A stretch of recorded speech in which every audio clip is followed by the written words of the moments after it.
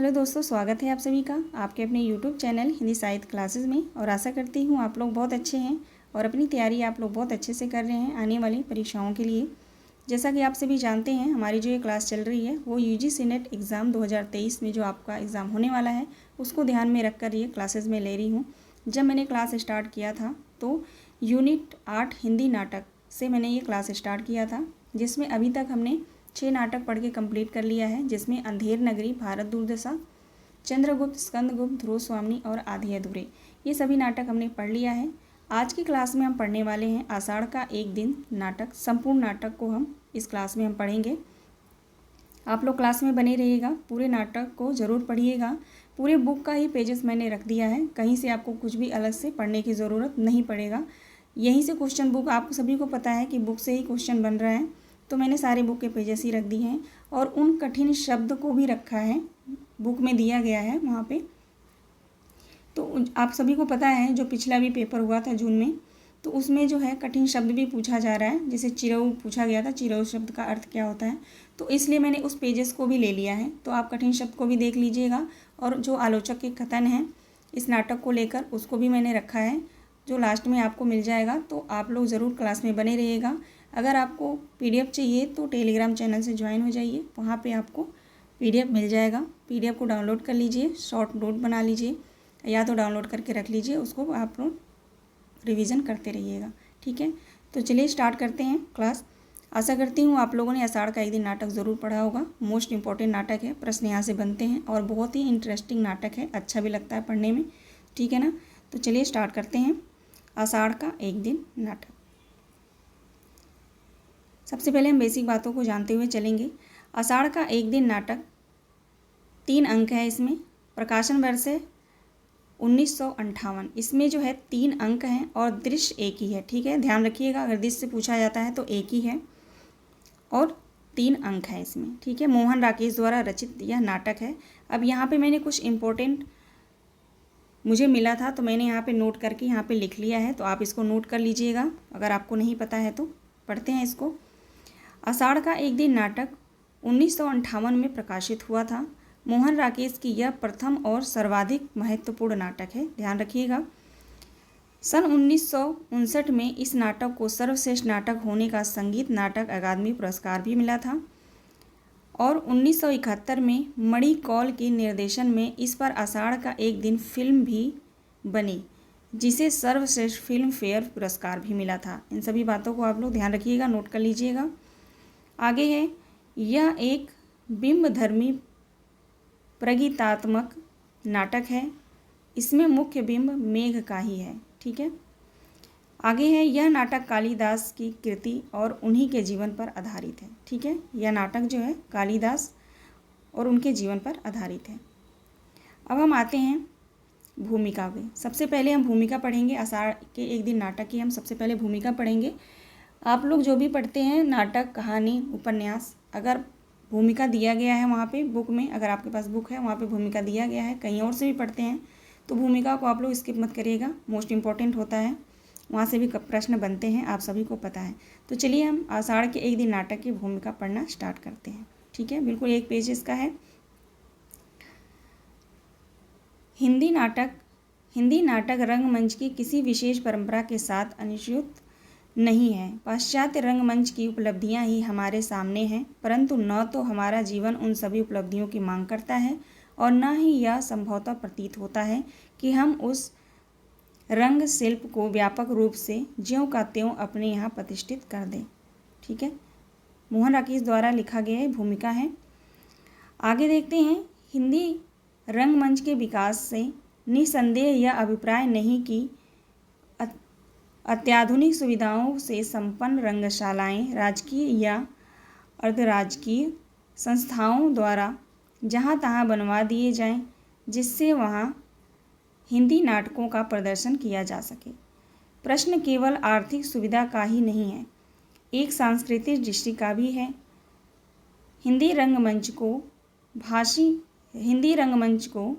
हिंदी भाषी प्रदेश की सांस्कृतिक पूर्तियों और आकांक्षाओं का प्रतिनिधित्व करना होगा। रंगों और राशियों के हमारे विवेक को व्यक्त करना होगा। हमारे दैनंदिन जीवन के राग रंग को प्रस्तुत करने के लिए हमारे संवेदों और स्पंदों को अभिव्यक्त करने के लिए जिस रंगमंच की आवश्यकता है वह पाश्चात्य रंगमंच से कहीं भिन्न होगा। इस रंगमंच का रूप विधान नाटकीय प्रयोगों के अभ्यंतर से जन्म लेगा और समर्थ अभिनेताओं तथा दिग्दर्शकों के हाथों में उसका विकास होगा। आगे देखते हैं। आगे है संभव है यह नाटक उन संभावनाओं की खोज में कुछ योग दे सके। ठीक है, मोहन राकेश द्वारा लिखा गया यह भूमिका है। यहाँ से जब मैं प्रश्न बनाऊंगी तो आपको पता चलेगा कि भूमिका से कैसे प्रश्न आते हैं।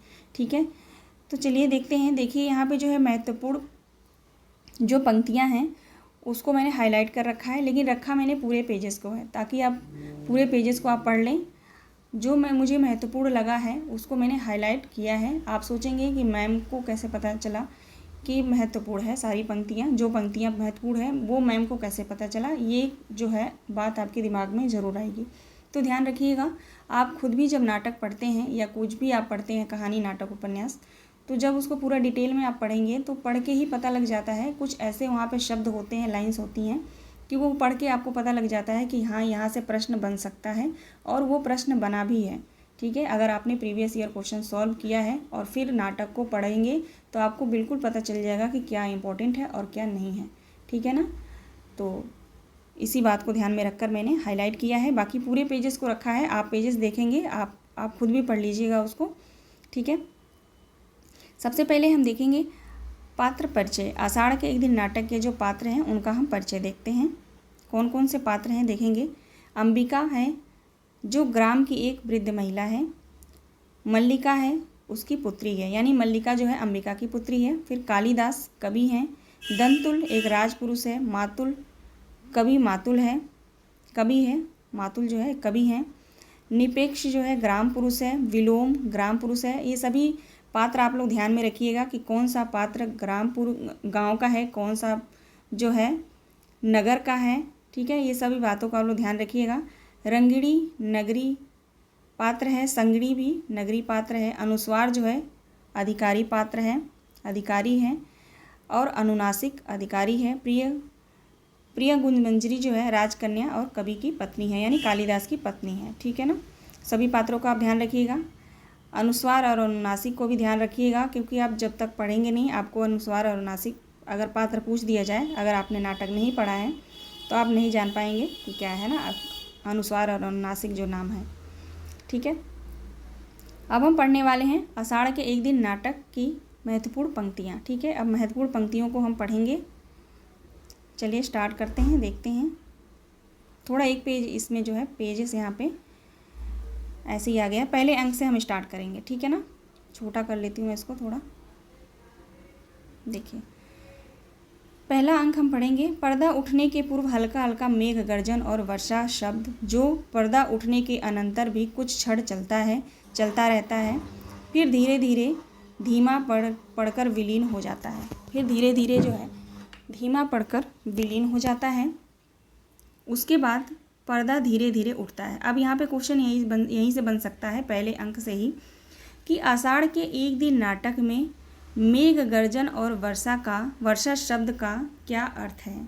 ठीक है, तो यहाँ से प्रश्न आया भी है और पूछा भी जा सकता है। बहुत अच्छे से प्रश्न बनते हैं यहाँ से, तो ध्यान से आप लोग देखते चलिएगा। ठीक है, आगे है एक धीरे धीरे पर्दा उठता है। एक साधारण प्रकोष्ठ दीवारें लकड़ी की हैं, परंतु निचले भाग में चिकनी मिट्टी से पोती हुई हैं। बीच बीच में गेरू के वास्तविक चिन्ह बने हैं। सामने का द्वार अंधेरी ड्योढ़ी पर खुलता है। उसके दोनों ओर छोटे छोटे ताक हैं जिनमें मिट्टी के बुझे हुए दिए रखे गए हैं। बाईं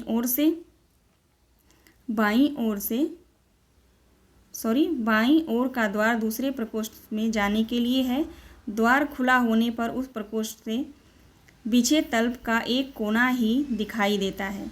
द्वारों के किवाड़ भी मिट्टी से पोते गए हैं और उन पे गेरू एवं हल्दी के कमल एवं शंख बनाए गए हैं। इन सभी बातों को ध्यान में रखिएगा। दीवार जो किवाड़ है उस पे क्या पोते गए हैं, मिट्टी से पोते गए हैं। क्या क्या लगा है उस पे, गेरू, हल्दी और कमल और शंख। पूछ सकता है कि आषाढ़ के एक दिन नाटक में पहले अंक में द्वारों के किवाड़ पर क्या क्या चीज़ें लगाई गई हैं। ठीक है, ऐसे ऐसे क्वेश्चन बन सकता है, कहीं से भी आजकल क्वेश्चन उठा के पूछ लिया जा रहा है। तो सभी बातों को आप लोग ध्यान में रखिएगा, शॉर्ट नोट बना लीजिएगा। अब इसको आप पढ़ के एक अच्छे से शॉर्ट नोट बना सकते हैं। ठीक है ना, छाँट छाँट करके। ठीक है, बाकी प्रश्न बनाऊंगी तो आपको पता चलेगा। आगे देखते हैं, द्वारों के किवाड़ की मिट्टी से पोते गए हैं। ठीक है ना, मिट्टी से पोते गए हैं और उन पे गेरू रंग, हल्दी के कोमल और शंख बनाए गए हैं। ठीक है ना, शंख बनाए गए हैं। दाईं ओर बड़ा सा झरोखा है जहाँ से बीच बीच में बिजली कटौती दिखाई देती है। ओके, पहले अंक में हम लोग पढ़ रहे हैं। आगे देखेंगे, प्रकोष्ठ में एक और चूल्हा है, आसपास मिट्टी के कांसे के बर्तन सहेज कर रखे गए हैं। दूसरी ओर झरोखे से कुछ हटकर 3-4 बड़े कुंभ रखे हैं जिन पर कालिक और काई जमी हुई है। उन्हें कूसा से ढककर ऊपर पत्थर पर रख दिया गया है। ठीक है, आगे बढ़ते हैं। झरोके से सटा एक लकड़ी का आसन है जिस पर बाघ छाल बिछा हुआ है। चूल्हे के निकट 2 चौकियां हैं, उन्हीं में से एक बैठी अंबिका छाछ में धान फटक रही है। एक बार झरोके की ओर देखकर वह लंबी सांस लेती है, फिर व्यस्त हो जाती है। ठीक है, आगे देखती है कि सामने का द्वार खुलता है और मल्लिका गीले वस्त्रों में कांपती सिमटती हुई अंदर आती है। अंबिका आंखें बिछाए व्यस्त रहती है। मल्लिका क्षण रखती है, फिर अंबिका के पास आती है। अब यहाँ से महत्वपूर्ण कथन जो है स्टार्ट होंगे। ये पहले अंक का मेन जो पॉइंट दिया था मैंने पढ़ा। अब मैं मेन पॉइंट को पढ़ूंगी। रखा मैंने पूरे पेजेस को है, पूरे पेजेस को आप लोग ज़रूर पढ़ लीजिएगा। ठीक है, बाकी जो है मेरा 100% मैं अपना जो है अपने तरफ से मैं 100% दे रही हूँ। बाकी आपकी मेहनत ही आपको सफलता दिलाएगी, तो ध्यान रखिएगा। जब तक आप अपनी मेहनत से नहीं पढ़ेंगे तो आप सफल नहीं हो सकते। ठीक है, तो पूरी ध्यान दीजिएगा। देखिए यहाँ पे मल्लिका का कथन है। ठीक है ना, अंबिका के पास जो है मल्लिका आती है। उसके बाद कथन है, आषाढ़ का पहला दिन एक ऐसे वर्षा है, वर्षा माँ, ऐसी साधारण वर्षा, दूर दूर तक उत्पत्ताएँ भीग रही हैं और मैं भी तो यानी मैं भी तो भीग रही हूँ, है ना। देखो ना माँ कैसे भीग गई हूँ। ठीक है, ये जो है मल्लिका का यहाँ पे दिया गया है, तो आप लोग देख लीजिएगा, इसको पढ़ लीजिएगा। आगे देखते हैं, नील कमल की तरह कोमल और आर्द्र वायु की तरह हल्का सा और स्वप्न की तरह चित्र में मैं चाहती थी उसे अपने में भर लूँ और आंखें मूंद लूँ, यहाँ से लेके यहाँ तक। ये ध्यान रखिएगा, किसका है, मल्लिका का कथन है। ठीक है, आगे आप लोग पढ़ लीजिएगा इसको। यहाँ पे ये जो गुनगुनाने लगती है ये दे सकता है, शीत की चुभन के बाद उष्णता का स्पर्श या स्पर्श गुनगुनाने लगती है। मल्लिका का है, कुवलय दत्त नैलु निरुदत्त तैस्यो एन मैं, गीले वस्त्र कहाँ डालूँ माँ, यहीं रहने दो। तो ये जो है यहाँ पे गीत जो है इसको ध्यान में रखिएगा। पूछ सकता है कि आषाढ़ के एक दिन नाटक में कौन गुनगुनाता है या कौन गाता है, किस पात्र द्वारा गाया हुआ है, तो ध्यान रखिएगा। ठीक है, यहाँ से लेके यहाँ तक, फिर वो बाहर आ जाती है। ये पढ़ लीजिएगा आप लोग। उसके बाद है, मैं जीवन में पहली बार समझ पाई कि कोई पर्वत शिखरों को सहलाती मेघमालाओं में खो जाता है। क्यों किसी को अपने तन मन की अपेक्षा आकाश में बनते मिटते चित्रों का इतना मोह रहता है। क्या बात है माँ, इस पर चुप क्यों हो। अगर पूछेगा तो यहीं तक पूछेगा कि मैं जीवन में पहली बार ही समझ पाई हूँ कि कोई पर्वत शिखरों पर सहलाती मेघमालाओं में खो जाता है। ठीक है, यहाँ तक पूछ सकता है। अगर माँ शब्द दे दिया तो आप जान ही जाएंगे कि मल्लिका का है ना। आगे बढ़ते हैं। आगे जो है अंबिका का कथन है, कभी बरसों में आकृतियाँ यहाँ दिखाई देती हैं और जब भी दिखाई देती हैं, कहती है कभी वर्षों में ये आकृतियाँ यहाँ दिखाई देती हैं, पर जब भी यह दिखाई देती हैं उस समय कोई न कोई अनिष्ट होता है। कभी युद्ध की सूचना आती है तो कभी महामारी की। यह कथन मोस्ट इम्पॉर्टेंट है, किसका है, अंबिका का है, ध्यान रखिएगा। आगे है, पिछली महामारी में जब तुम्हारे पिताजी की मृत्यु हुई थी तब भी मैंने ये आकृतियाँ यहीं देखी थी। अब यहाँ से क्वेश्चन आ सकता है कि मल्लिका के पिता की मृत्यु किस बीमारी से हुई थी, तो आप लोग ध्यान रखिएगा, महामारी बीमारी से हुई थी मल्लिका के पिता की मृत्यु। ठीक है, आगे बढ़ते हैं। अंबिका का एक कथन है, यहाँ पे ध्यान दीजिएगा। अंबिका का कथन है, अग्निमित्र आज लौट आया। ठीक है, अग्निमित्र जो है आज लौट आया, कौन कहता है और किससे कहता है, तो अंबिका मल्लिका से कहती है। ठीक है, यहाँ पे देखिएगा, लौट आया है कहाँ से, मल्लिका कहती है लौट आया कहाँ से, अंबिका जहाँ मैंने उसे भेजा था, तुमने भेजा था। बातचीत होती है दोनों में। ठीक है, ध्यान रखिएगा। आगे मल्लिका का कथन है, क्या अधिकार है उन्हें कुछ भी कहने का? मल्लिका का जीवन उसी की अपनी संपत्ति है, वह उसे नष्ट करना चाहती है तो किसी को उस पर आलोचना करने का कोई अधिकार नहीं है। क्या अधिकार है? ठीक है, ये मल्लिका का कथन है, ध्यान रखिएगा। आगे बढ़ते हैं हम। आगे अंबिका का कथन है यहाँ पे, आज तुम्हारा जीवन तुम्हारी संपत्ति है, मेरा तुम पर कोई अधिकार नहीं। यह किसका है? तो अंबिका का कथन है। ओके, आगे बढ़ते हैं। अंबिका का दूसरा कथन है यहाँ पे, मैं जानती हूँ तुम आज अपना अधिकार भी नहीं है, मैं जानती हूँ कि तुम पर आज अपना अधिकार भी नहीं है, किंतु इतना बड़ा अपवाद मुझसे सहा नहीं जाता। ठीक है, मोस्ट इम्पॉर्टेंट है, अंबिका का कथन है जो मल्लिका से कहती है। आगे ये most important, very very important है। ठीक है ना, इसको वेरी इम्पॉर्टेंट लगा लीजिएगा। अंबिका का कथन है यहाँ पे, मैंने भावना में एक भावना का विवरण किया है, मेरे लिए यह संबंध और सब संबंधों से बड़ा है। मैं वास्तव में अपनी भावना से प्रेम करती हूँ, जो पवित्र है, कोमल है, अनश्वर है। ठीक है ना, मल्लिका का कथन है, मोस्ट इम्पॉर्टेंट है, वेरी वेरी इंपॉर्टेंट है मल्लिका का। ठीक है, मल्लिका का कथन है ये। सॉरी, शायद मैंने स्टार्टिंग में अंबिका बोल दिया था, ध्यान रखिएगा, मल्लिका का कथन है। ठीक है, आगे है अंबिका का कथन है, और मुझे ऐसी भावना से वितृष्णा होती है। अब वितृष्णा का अर्थ पूछ सकता है। ठीक है ना, वितृष्णा होती है, पवित्र, कोमल और अनश्वर है। ये कथन भी ध्यान रखिएगा, अंबिका का है। फिर अंबिका का कथन है, तुम जिसे भावना कहती हो वह केवल छलना है और आत्म प्रत्यंचना। ठीक है, यहाँ से यहाँ तक ध्यान रखिएगा। भावना में भावना का वर्ण किया है। मैं पूछती हूँ भगवान, मैं पूछती हूँ भावना में भावना का वर्ण क्या होता है, उसके जीवन की आवश्यकताएं किस तरह पूरी होती हैं, भावना में भावना का वर्ण है। ठीक है, ये कथन जो है मोस्ट इम्पॉर्टेंट है, अंबिका का है। ठीक है, आगे बढ़ते हैं। अंबिका का दूसरा कथन यहाँ पे देखेंगे, माँ का जीवन भावना नहीं कर्म है, उसे घर में बहुत कुछ करना है। ठीक है, ये जो कथन है अंबिका का है। आगे बढ़ेंगे हम।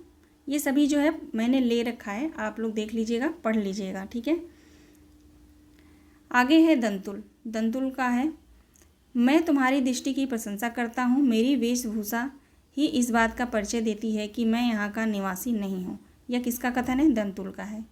ठीक है, किससे कहता है? कालिदास से। आगे बढ़ते हैं। आगे कालिदास का कथन है, शब्द और अर्थ राजपुरुष की संपत्ति है, जानकर आश्चर्य हुआ। यह कथन कालिदास का है। आगे देखते हैं, कालिदास, यह हरित शावक इस पर्वतीय भूमि की संपत्ति है, राजपुरुष और इस पर्वतीय भूमि के निवासी हम इसके सजाती हैं। ठीक है, यह कथन किसका है? तो कालिदास का है। आगे देखते हैं। आगे मल्लिका कहती है, ठहरो राजपुरुष, हरित शावक के लिए हठ मत करो, तुम्हारे लिए प्रश्न अधिकार का है, उनके लिए संवेदना का। कालिदास निशस्त्र होते हुए भी तुम्हारे वस्त्र की चिंता नहीं करेंगे। ठीक है, यह कथन किसका है? मल्लिका का है। आगे देखते हैं। दंतुल का कथन है, यहाँ पे इम्पोर्टेंट है, उज्जैनी की राज्यसभा का प्रत्येक व्यक्ति ऋतु संहार के लेखक कवि कालिदास को जानता है। ठीक है, ये किसका कथन है? दंतुल। क्या कहता है? उज्जैनी के राज्यसभा का प्रत्येक व्यक्ति, पूछ सकता है कि उज्जैनी के राज्यसभा के प्रत्येक व्यक्ति ऋतु संहार के लेखक कवि कालिदास को जानता है। यह कथन किसने कहा है? किसका है? तो दंतुल का है, ध्यान रखिएगा। ठीक है, ऋतु संहार की बात किसने की है? दंतुल ने। आगे देखते हैं। मल्लिका का कथन है, उज्जैनी की राज्यसभा के प्रत्येक व्यक्ति उन्हें जानता है। यह जो है मल्लिका का कथन है। फिर दंतुल का आता है, सम्राट ने स्वयं ऋतु संहार पढ़ा और उसकी प्रशंसा की है। ठीक है, ऋतु संहार की बात किसने की है? तो ध्यान रखिएगा आप लोग, दंतुल ने किया है। इसलिए आज उज्जैनी का राज्य ऋतु संहार के लेखक का सम्मान करना और उन्हें के राजकवि का आसन देना चाहता है। आचार्य वररुचि इसी उद्देश्य से उज्जैनी से यहाँ आए हैं। ठीक है, आचार्य वररुचि जो है इसी उद्देश्य से उज्जैनी पे यहाँ आए हैं। ऋतु संहार की रचना किसने किया था? कालिदास ने। जिसकी चर्चा जो है की जाती है, वररुचि जो है उसी उसी उद्देश्य से जो है उज्जैनी आए होते हैं, यानी कि सम्राट को जो है कालिदास को सम्राट बनाने के लिए। आगे बढ़ते हैं।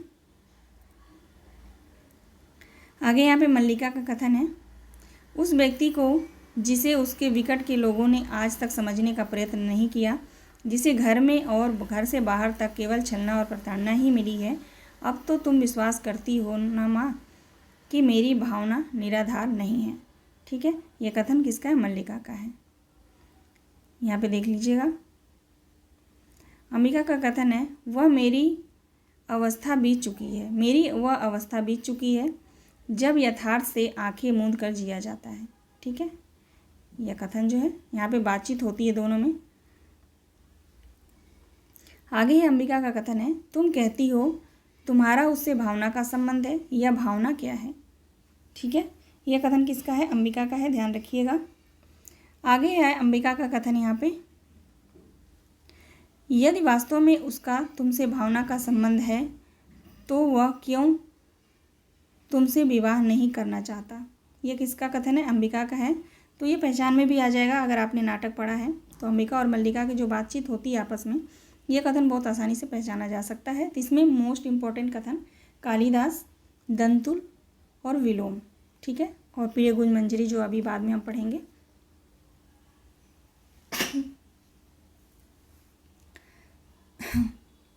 आगे देखते हैं। आगे कथन है अंबिका का, किसी संबंध से बचने के लिए अभाव जितना बड़ा कारण होता है, अभाव की पूर्ति उससे भी बड़ा कारण बन जाता है। ठीक है, मोस्ट इम्पॉर्टेंट है, वेरी इंपॉर्टेंट है, इसको वेरी वेरी इंपॉर्टेंट लगा लीजिएगा। ठीक है ना। भगवान, पता नहीं क्या गले में हो गया, सॉरी। यह जो कथन है अंबिका का है। ठीक है,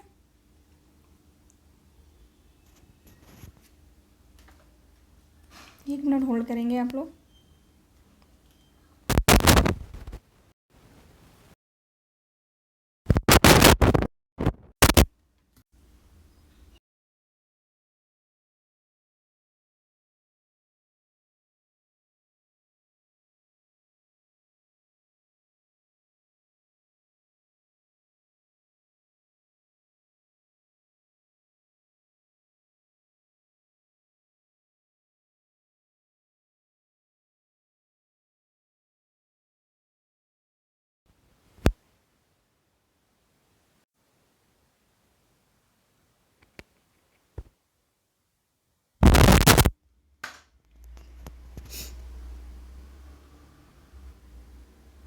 ठीक है, ये कथन किसका है? मातुल का है, ध्यान रखिएगा। सॉरी, बहुत बहुत सॉरी, गला मेरा। चलिए आगे देखते हैं। मातुल का कथन है, 2 रथ, रथवाह और 4 और अश्वरोही उनके साथ हैं। मैं तुमसे नहीं कहता अंबिका कि तुम्हारे प्रति पितामह प्रपितामह के एक दैहिक का पुत्र गुप्त साम्राज्य की ओर से शकों से युद्ध कर चुका है। ठीक है, ये जो है मातुल का कथन है, आप लोग ध्यान रखिएगा। आगे देखते हैं। मातुल का दूसरा कथन है, अंबिका तुम समझो कि एक तरह से राज्य की ओर से हमारे वंश का सम्मान किया जा रहा है और वे वंशावंश कहते हैं, मुझे यह सम्मान नहीं चाहिए। ठीक है, यह कथन किसका है? मातुल का है। ये भी मातुल का कथन है, इंपॉर्टेंट है, ध्यान रखिएगा। मेरी समझ में यह नहीं आता कि इसमें क्रय विक्रय की क्या बात है। सम्मान मिलता है, ग्रहण करो, नहीं कविता का मूल ही क्या है। ठीक है, मातुल का कथन है, इम्पॉर्टेंट है, ध्यान रखिएगा, इम्पॉर्टेंट है। आगे बढ़ते हैं। आगे देखेंगे, सम्मान प्राप्त करने पर सम्मान के प्रति प्रकट की गई उदासीनता व्यक्ति के महत्व को बढ़ा देती है। अंबिका का कथन है, तुम्हें प्रसन्न होना चाहिए कि तुम्हारा भाग्नीय लोक नीति में निष्णात है। ठीक है, यह कथन किसका है? तो अंबिका का है। फिर मातुल का है, यह लोक नीति है, तो मैं कहूँगा कि यह लोक नीति और मूर्ख नीति दोनों का ही एक अर्थ है। मोस्ट इम्पॉर्टेंट है। ठीक है, मोस्ट इम्पॉर्टेंट है, ध्यान रखिएगा। आगे दूसरा कथन है, जो व्यक्ति कुछ देता है, धन हो या सम्मान, वह अपना मन बदल भी सकता है और बदल गया तो बदल गया। ये किसका कथन है? दोनों कथन ध्यान रखिएगा मातुल का है। आगे बढ़ेंगे हम। आगे देखते हैं मातुल का कथन है, न जाने इतने बड़े आचार्य को इसकी कविता में क्या विशेषता दिखाई देती है। मातुल का कथन है। आगे ध्यान रखिएगा, पूरे पढ़ लीजिएगा आप लोग पूरे PDF को, ठीक है। आगे है, मैं राजकीय मुद्राओं से कृत होने नहीं हूँ। मैं राजकीय मुद्राओं से कृत होने के लिए नहीं हूँ। ऐसा कहा जैसे राजकीय मुद्राएं आपके विरह में घुली जा रही हों और चल दिए। ठीक है, यह कथन किसका है? ध्यान रखिएगा मातुल का। आगे देखते हैं निपेक्ष का कथन है। यहाँ पे मातुल को अपने मुंह के शब्द सुनने में ऐसा रस प्राप्त होता है कि वो बोलते ही जाते हैं, परिस्थितियों को समझना नहीं चाहते। ये निपेक्ष कहता है, ठीक है, मातुल के संदर्भ में। आगे है अंबिका का कथन है, राज्य कवि का सम्मान करना चाहता है। राज्य कवि का सम्मान करना चाहता है। कवि सम्मान के प्रति उदासीन जगदम्बा के मंदिर में साधनरत है। राज्य के प्रतिनिधि मंदिर में आकर कवि की अभ्यर्थना करते हैं। वह धीरे धीरे आंखें खोलता है। इतने बड़ा नाटक करना विषढ़ता नहीं है। यह कथन किसका है? अंबिका का है। पढ़ लीजिएगा, ध्यान रखिएगा। निपेक्ष का कथन है, मुझे विश्वास है कि उन्हें राजकीय सम्मान का मोह नहीं है। वे सचमुच इस पर्वत भूमि को छोड़कर नहीं जाना चाहते। ठीक है, यह कथन भी इम्पोर्टेंट है, तो ध्यान रखिएगा। निपेक्ष का कथन है ये। आगे बढ़ते हैं। आगे देखेंगे निपेक्ष का कथन है, योग्यता 1/4 व्यक्तित्व का निर्माण करती है। शेष मूर्ति प्रतिष्ठा द्वारा होती है। ठीक है, यह कथन किसका है? निपेक्ष का है। आगे बढ़ते हैं। आगे हम देखेंगे, ये आप लोग पढ़ लीजिएगा। आगे विलोम का कथन है, छंदों का आभास मेरी वृत्ति नहीं है। विलोम का कथन है ये, छंदों का आभास मेरी वृत्ति नहीं है। कालिदास का है, मैं जानता हूँ तुम्हारी वृत्ति दूसरी है। दोनों कथन को आप लोग ध्यान रखिएगा, मोस्ट इंपॉर्टेंट है। यहाँ बातचीत होती है विलोम और कालिदास में। दोनों एक दूसरे के विरोधी होते हैं, लेकिन विलोम एक ऐसा पात्र है इसमें, आषाढ़ के एक दिन में जो विलोम है वह एक ऐसा पात्र है जो विरोधी होते हुए भी, यानी कि जो इसकी भावना के ऊपर जो है इसका विश्वास जो है वो प्रबल रहता है। ठीक है, आगे देखेंगे हम। इन दोनों कथनों को आप लोग ध्यान रखिएगा, बहुत इंपॉर्टेंट पात्र है विलोम, तो विलोम के कथन को आप लोग इग्नोर नहीं करेंगे। आगे देखेंगे विलोम का कथन है यहाँ पे, यहाँ से देख लीजिएगा। एक असफल कालिदास और कालिदास एक सफल विलोम, हम कहीं एक दूसरे के बहुत निकट पड़ते हैं। ठीक है, इम्पोर्टेंट है, ध्यान रखिएगा, मोस्ट इम्पोर्टेंट है ये कथन। ठीक है ना, एक असफल कालिदास और कालिदास एक सफल विलोम। ठीक है, और इस कथन में ज़रा ध्यान से आप लोग पढ़िएगा कि क्या मीनिंग निकलता है। ठीक है, इसीलिए यहाँ से जो है क्वेश्चन बनता है। आगे देखेंगे, कालिदास का कथन है, मैं तुम्हारी प्रशंसा करने के लिए अवश्य बाध्य हूँ। तुम दूसरों के घर में ही नहीं, उनके जीवन में ही अनधिकार प्रवेश कर जाते हो। यह कालिदास किसको कहते हैं? विलोम को। ठीक है, आगे देखते हैं कालिदास का फिर से कथन है यहाँ पे, मैं अनुभव करता हूँ कि यह ग्राम प्रांत मेरी वास्तविक भूमि है। मैं कई सूत्रों से इस भूमि से जुड़ा हूँ। उन सूत्रों में तुम हो, यह आकाश और ये मेघ हैं, यहाँ की हरियाली है, हिरणों के बच्चे और यश पशुपाल हैं। ठीक है, ये कथन किसके हैं? तो कालिदास के हैं। आगे देखते हैं, मल्लिका का कथन है, यह क्यों नहीं सोचते कि नई भूमि तुम्हें यहाँ से अधिक संपन्न और उर्वरा मिलेगी। इस भूमि से तुम जो कुछ ग्रहण कर सकते थे कर चुके हो। तुम्हें आज नई भूमि की आवश्यकता है जो तुम्हारे व्यक्तित्व को अधिक पूर्ण बना देगी। ठीक है, उज्जैनी जाने के लिए जो है इनको बाध्य करती है मल्लिका, उससे जो है यहाँ पे कथन दिया गया है, ध्यान रखिएगा, मल्लिका का कथन है। ठीक है, आगे है कालिदास का कथन है, नई भूमि सुखा भी तो सकती है। यह कथन किसका है? कालिदास का है। कालिदास ने किससे कहा है? तो मल्लिका से। फिर मल्लिका का यहाँ पे कथन है, ध्यान रखिएगा, कोई भूमि ऐसी नहीं जिसके अंतर में कोमलता ना हो। तुम्हारी प्रतिभा उस कोमलता को स्पर्श अवश्य पालेगी। ठीक है, मोस्ट इंपॉर्टेंट है दोनों कथन। फिर मल्लिका का कथन है, यह क्यों आवश्यक है कि तुम उन अपेक्षाओं का पालन करो। तुम दूसरों के लिए नई अपेक्षाओं की सृष्टि कर सकते हो। यह कथन भी मल्लिका का है। ठीक है, अब हम पढ़ेंगे अंक 2। अब हम अंक 2 पे आ गए हैं। कुछ वर्षों के अनंतर में, यानी कुछ वर्षों के बाद, ठीक है, अनंतर यानी कुछ वर्षों के बाद वही प्रकोष्ठ, ठीक है, वही प्रकोष्ठ है।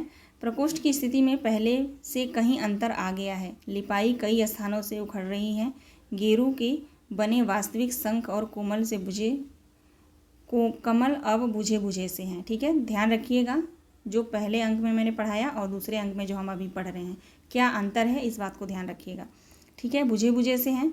चूल्हे के पास पहले से बहुत कम बर्तन हैं। ठीक है, पहले से बहुत कम बर्तन हैं। कुंभ केवल 2 हैं और उनमें अब ऊपर तक काई जमी है। पहले वाले अंक में कुछ काइयाँ जमी थी, लेकिन अब दूसरे अंक में ऊपर तक काइयाँ जमी हैं। ठीक है, आसन पर कुछ भोजपत्र बिखरे हैं, कुछ ऐसी रेशमी वस्त्र में बंधे हैं। आसन के निकट एक टूटा मोड़ा है जिस पर भोजपत्र सीकर बनाया गया है। एक ग्रंथ रखा गया है। ठीक है, एक ग्रंथ रखा गया है।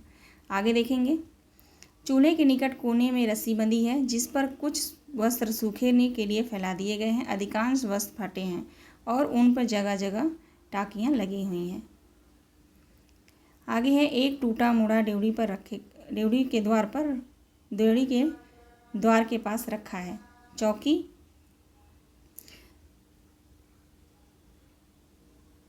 ठीक है, यहाँ तक जो है हमने पढ़ लिया अंक 2 में। अब आगे देखते हैं, महत्वपूर्ण कथन को पढ़ेंगे। मल्लिका का कथन है अंक 2 से।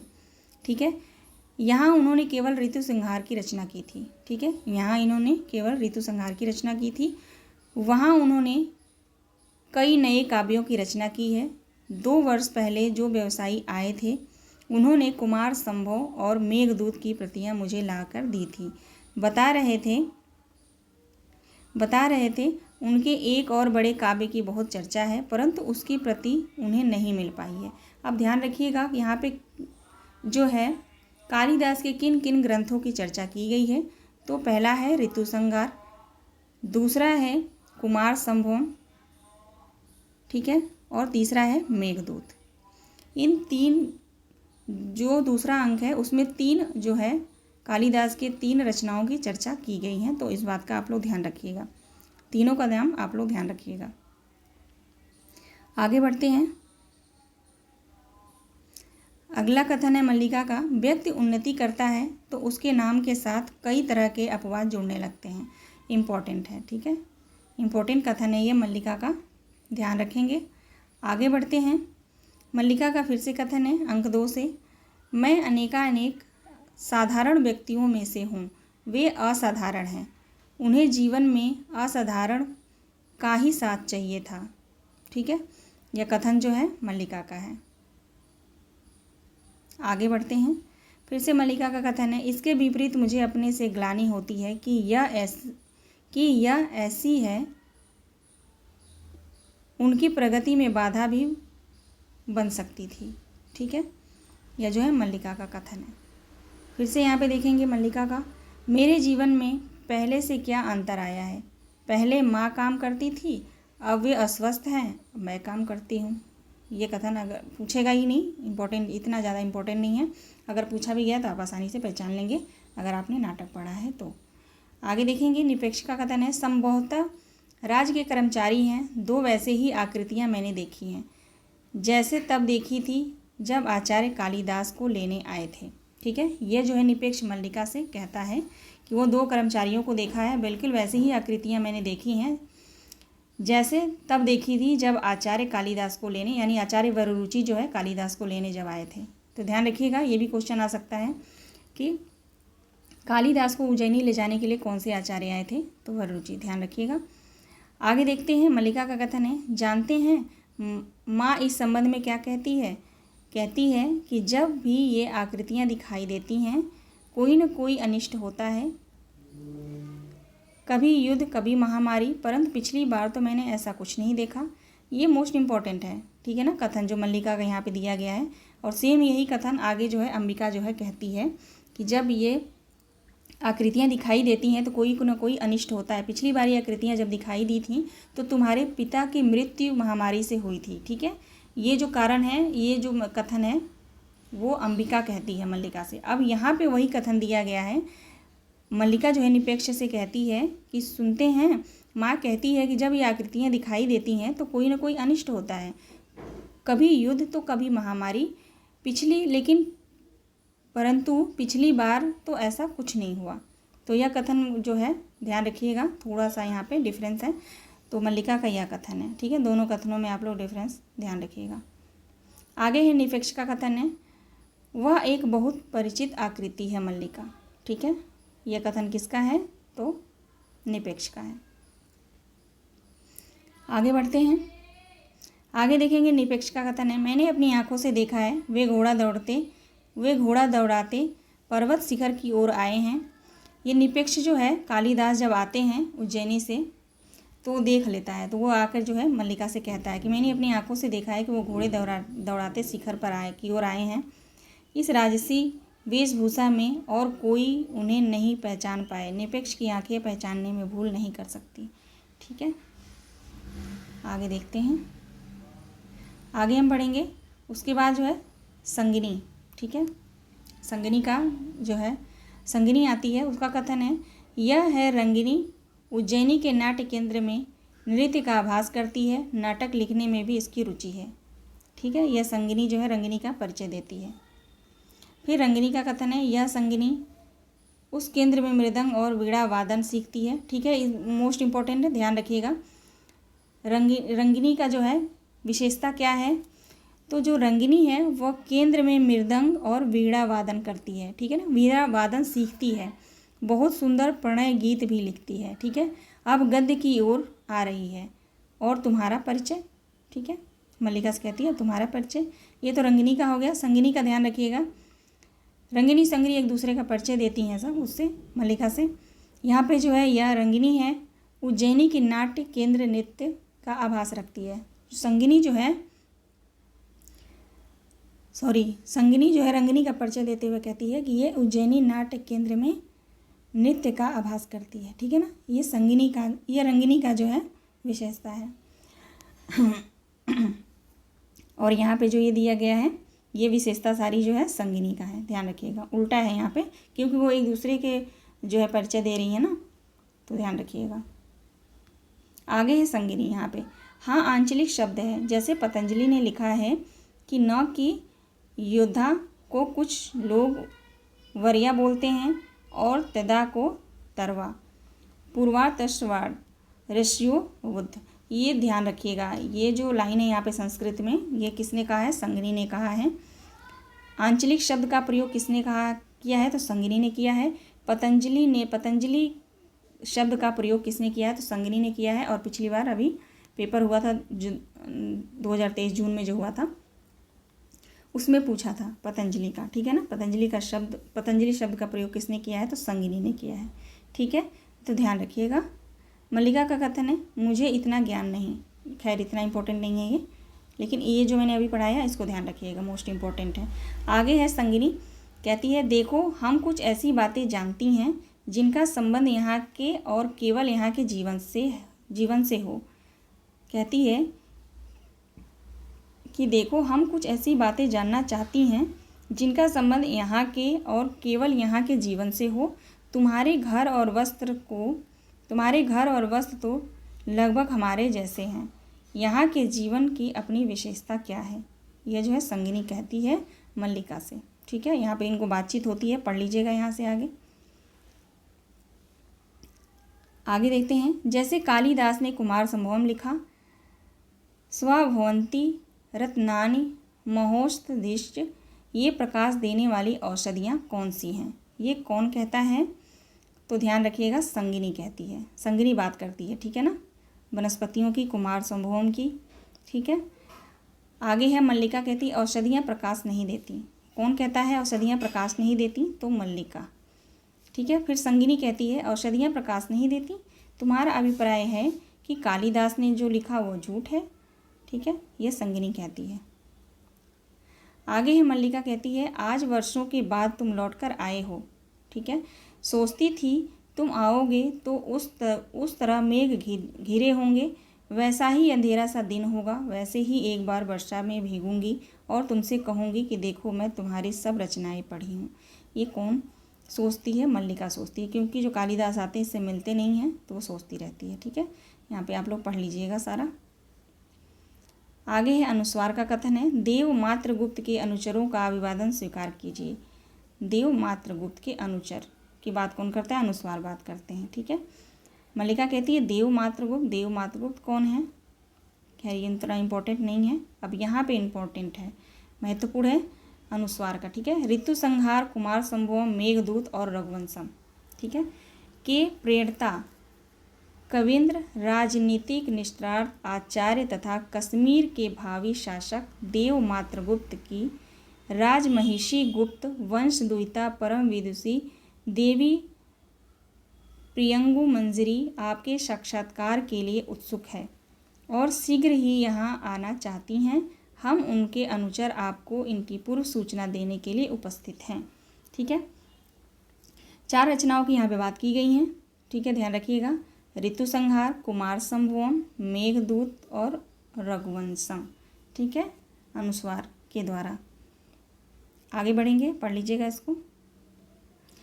मल्लिका कहती है ऋतु संहार और मेघदूत आदि के प्रेरणा तो कालिदास हैं और आप कह रहे हैं कि यहाँ वहाँ पे जो है उनको नया नाम मिलता है मात्रगुप्त, देव मात्रगुप्त। ठीक है ना, उज्जैनी में जो है कालिदास का नया नाम मिलता है देव मात्रगुप्त।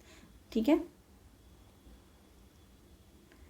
अनुस्वार कहता है फिर से वे गुप्त राज की ओर से कश्मीर का शासन संभालने जा रहे हैं। ठीक है, जो कालिदास होते हैं वह गुप्त राज की ओर से जो है कश्मीर का शासन संभालने जा रहे होते हैं, तो मात्रगुप्त उन्हीं का नाम है। ठीक है, कश्मीर का शासन संभालने जाते हैं तो वहाँ पे जो उनका नाम जो है मात्रगुप्त रखा गया है। मल्लिका कहती है वे कश्मीर का शासन संभालने जा रहे हैं और उनकी राजमहिषी मुझसे मिलने आ रही हैं। यह ना ये बातचीत होता है मल्लिका और अनुस्वार में। ठीक है, फिर आगे है मातुल का कथन। यहाँ पे वह इस सारे प्रदेश में सबसे सुशील, सबसे विनीत और सबसे भोली लड़की है, मातुल कहता है। ठीक है, आगे है मातुल का कथन है असुविधा तो होगी, आप असुविधा को असुविधा न माने यह दूसरी बात है और वास्तव में कुलीनता कहते इसी को हैं। बड़े कुशल की विशेषता यह होती है। ठीक है, ध्यान रखिएगा, मातुल का कथन है, ये सब आप पढ़ लीजिएगा। आगे हम देखेंगे यहाँ पे प्रियंगु मंजरी का। सचमुच बहुत सुंदर हो, जानती हो अपरिचित होते हुए भी तुम मुझे अपनी परिचित सी लग रही हो। प्रियंगु मंजरी बोलती है, यहाँ पे दोनों में बातचीत होती है, पढ़ लीजिएगा, पूरा मैंने कर रखा है यहाँ पे। प्रियंगु मंजरी फिर से कहती है अतिथि की इस बात पे मत सोचो, मैं तुम्हारे यहाँ अतिथि के रूप में नहीं आई हूँ। अगर आप नाटक पढ़े हैं तो इनको आप आसानी से पहचान लेंगे। ठीक है, यहाँ पे देखते हैं, मोस्ट इम्पोर्टेंट है, यहाँ से बहुत दूर तक पर्वत श्रृंखलाएँ दिखाई देती हैं, कितनी निर्वाज सुंदरता है। निव्यार्ज, इसका भी अर्थ जो मैं आपके पेजेस रखी हूँ, आप सब अर्थ दिया गया है तो वहाँ से आप लोग नोट कर लीजिएगा। ठीक है, मुझे यहाँ आकर तुमसे स्पर्धा हो रही है। ठीक है, ये कौन कहता है? प्रियंगु मंजरी कहती है मल्लिका से। आगे मल्लिका कहती है हमारा सौभाग्य होगा कि आप कुछ दिन इस प्रदेश में रह जाएं। प्रियंगु मंजरी कहती है इस सौंदर्य के सामने जीवन की सब सुविधाएं हैं, इसे आंखों में व्याप्त करने के लिए जीवन भर का समय पर्याप्त नहीं। कौन कहता है? प्रियंगु मंजरी कहती है मल्लिका से। ठीक है, आगे देखते हैं, प्रियंगु मंजरी का है मैं समझ सकती हूँ, उनसे जान चुकी हूँ कि तुम बचपन से ही उनकी संगिनी हो, उनकी रचनाओं के प्रति तुम्हारा मोह स्वाभाविक है। आगे देखते हैं, मल्लिका कहती है मैं राजनीतिक जीवन के संबंध में कुछ भी नहीं जानती। ठीक है, दोनों में बातचीत होती है तो यहाँ पे जो है आगे कथन दिया गया है, पढ़ेंगे तो आप पढ़ लीजिएगा, पता चल जाएगा। अंबिका का कथन है इसके मन में यह कल्पना नहीं, क्योंकि यह भावना के स्तर पे जीती है, इसके लिए जीवन में उसके बाद उसका सांस फूलने लगता है, गले में शब्द अटक जाते हैं। ठीक है, अंबिका का कथन है, ये प्रियंगु मंजरी से बोलती है मल्लिका के लिए। ठीक है, आगे देखते हैं, आगे है अंबिका का कथन लो मेघदूत की पंक्तियाँ पढ़ो, इन्हीं में न कहती थी उनके अंतर की कोमलता साकार हो उठी है, आज इस कोमलता का और भी साकार रूप देख लिया। आगे बढ़ते हैं, आगे देखेंगे राजकीय गद्दूली घर पर पड़ती है तो लोग गौरव का अनुभव करते हैं। यह कथन किसका है? मोस्ट इम्पॉर्टेंट है, विलोम का है। ठीक है, ध्यान रखिएगा, विलोम के सारे कथन ध्यान रखिएगा। मल्लिका का कथन है, यहाँ के पत्थर पहले भी मूल्यवान थे, आर्य विलोम। और यह और बात है कि पहले किसी ने उसका मूल्य नहीं समझा। मल्लिका कहती है विलोम से। ठीक है, आगे मल्लिका का कथन है, यहाँ की धूप में उन्हीं की अपनी छाएं अवश्य और सी लगती होंगी। वह कौन राक्षसी थी जो किसी जीव को उसकी छाया में पकड़ लेती थी। यह अंबिका का कथन है, मल्लिका का नहीं, सॉरी, अंबिका का कथन है। ठीक है, आगे बढ़ते हैं। अब हम आएंगे तीसरे अंक पे। तीसरे अंक में देखेंगे कुछ और वर्षों के बाद। ठीक है, अब कुछ और वर्षों के बाद जो है देखेंगे, कुछ और वर्षों के बाद भी वही सब सारे सीन हैं। वर्षा और मेघ के गर्जन शब्द हैं। पर्दा उठने पर वही प्रकोष्ठ है, वही दीप जल रहा है। प्रकोष्ठ की स्थिति से पहले बहुत सुंदर दिखाई देता है। सब कुछ जर्जर और अस्त व्यस्त है। कुंभ केवल एक है, ध्यान रखिएगा।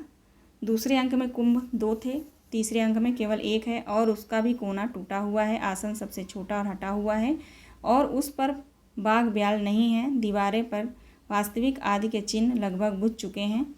चूल्हे के पास केवल 2 बर्तन हैं जिस पर स्याही चढ़ी है। एक कोने फटे मैले बस एकत्रित हैं। प्रकोष्ठ में कोई नहीं है। मातुल भीगे वस्त्रों में वैसाखी के सहारे चलता हुआ आता है। चारों ओर दृष्टि डालता है।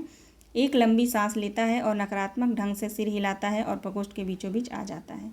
ठीक है, फिर मातुल मल्लिका नाम लेता है। मल्लिका का स्वर अंदर से सुनाई देता है। मल्लिका को स्वर अंदर से सुनाई देता है। मल्लिका कहती है कौन।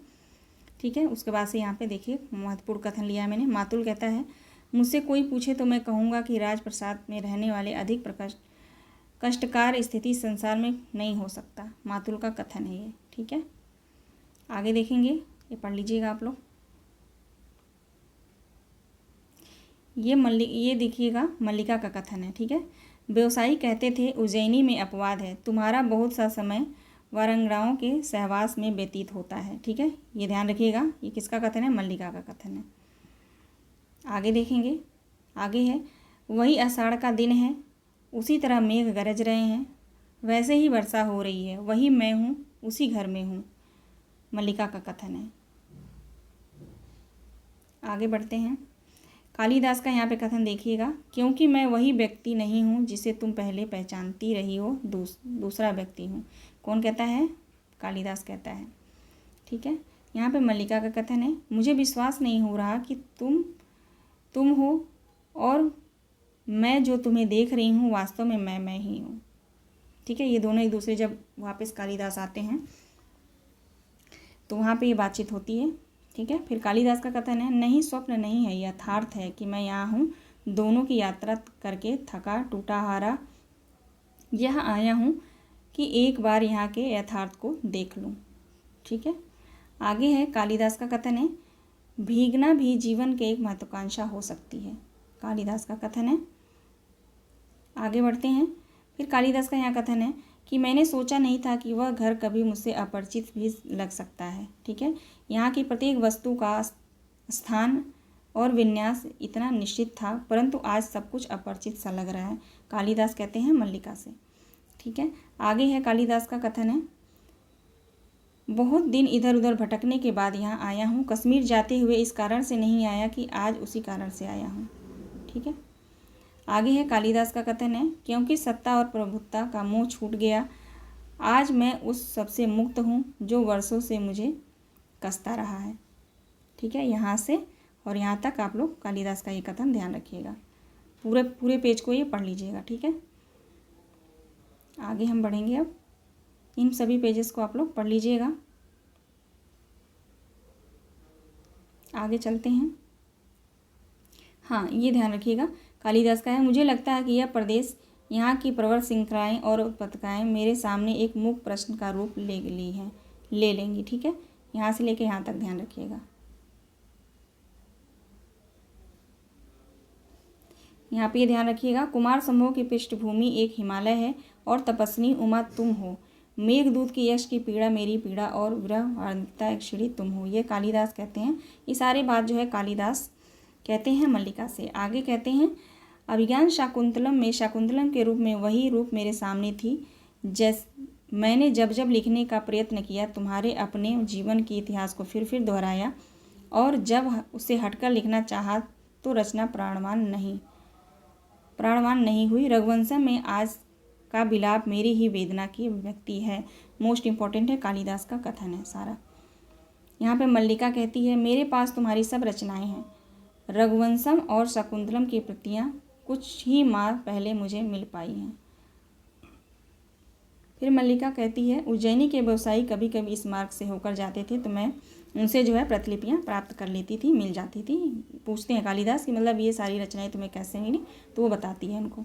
फिर मल्लिका कहती है मैंने कहकर मंगवाई थी 2 वर्ष में कहीं एक प्रतिलिपि मिल जाती थी। अब यहाँ से ये प्रश्न बन सकता है कि मल्लिका को जो कालिदास की प्रतियाँ थी वो कितने वर्षों में मिलती थी, ठीक है ना, प्रतिलिपि जो थी। तो ध्यान रखिएगा, यहाँ पढ़ लीजिएगा। मल्लिका का यहाँ पे है ये पन्ने अपने हाथों से बनाकर सिए हैं। सोचा था कि तुम राजधानी से आओगे तो मैं तुम्हें से भेंट दूंगी और कहूँगी कि इन पृष्ठों से अपने सबसे बड़े महाकाव्य की रचना करना, परंतु उस बार तुम आकर भी नहीं आए और यहाँ से भेंट यहीं रही और यह भेंट यहीं पड़ी रही। अब तो यह पन्ने टूटने भी लगे हैं, परंतु मुझे कहते संकोच होता है कि ये तुम्हारी रचना के लिए है। ठीक है, आगे देखते हैं। ये आप लोग पढ़ लीजिएगा सारा। आगे यहाँ पे विलोम का कथन है, ठीक है, विलोम का कथन मोस्ट इम्पॉर्टेंट है। यहाँ देखिएगा, ना जाने आँखों में क्या हो गया, कभी अपरिचित आकृतियाँ बहुत परिचित जान पड़ती हैं। ध्यान रखिएगा, कालिदास का कथन है यहाँ पे, आकृति बहुत बदल गई है परंतु व्यक्ति आज भी वही है। कालिदास का कथन है, विलोम को कहता है। ठीक है, एक दूसरे के विरोधी होते हैं ये। फिर कालिदास कहते हैं सोच रहा हूँ कि आषाढ़ का एक ऐसा दिन था, ऐसे ही घाटी में मेघ भरे थे और उसमें अंधेरा हो आया था। ध्यान रखिएगा, कालिदास का कथन है ये। आगे देखते हैं, आगे यह कथन है कालिदास का, मैंने कहा था मैं अत के आरंभ करना चाहता हूँ। यह संभवतः इच्छा का समय के साथ द्वंद्व था, परंतु देख रहा हूँ कि समय अधिक शक्तिशाली है। ठीक है, ये सभी आप लोग पढ़ लीजिएगा अंक 3 में। ठीक है, तो यहाँ पे जो है क्लास हमारी समाप्त होती है। अंक 3 जो है यहाँ पे ये पूरे पेजेस जो है आप लोग पढ़ लीजिएगा। ठीक है, यहाँ पे कालिदास क्योंकि वो प्रतीक्षा नहीं करता, बिजली चमकती है, मेघ गर्जन सुनाई देता है। कालिदास एक बार चारों तरफ देखते हैं, फिर झरोखे के पास चले जाते हैं। वर्षा पड़ने लगती है, एक झरोखे पे जाकर ग्रंथों को एक बार फिर से उठाकर देखते हैं और रख देते हैं। फिर एक दृष्टि से अंदर की ओर डालकर ड्योढ़ी में चला जाता है। क्षण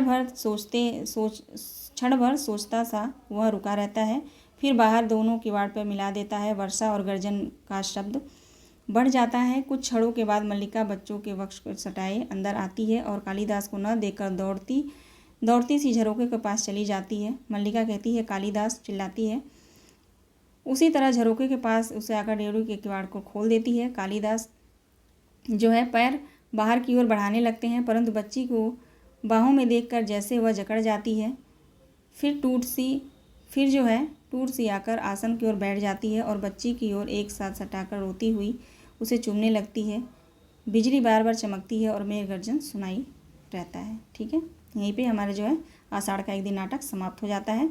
अब यहाँ पे जो है देखिएगा, मोहन राकेश जो है जो यहाँ पे नाटक हम लोग पढ़ रहे हैं, इस नाटक जो है डॉक्टर बच्चन सिंह के बुक में जो है दिया गया है। ठीक है, तो उस पेजेस को मैंने यहाँ पे रखा है, तो आप लोग इसको पढ़ लीजिएगा अच्छे से।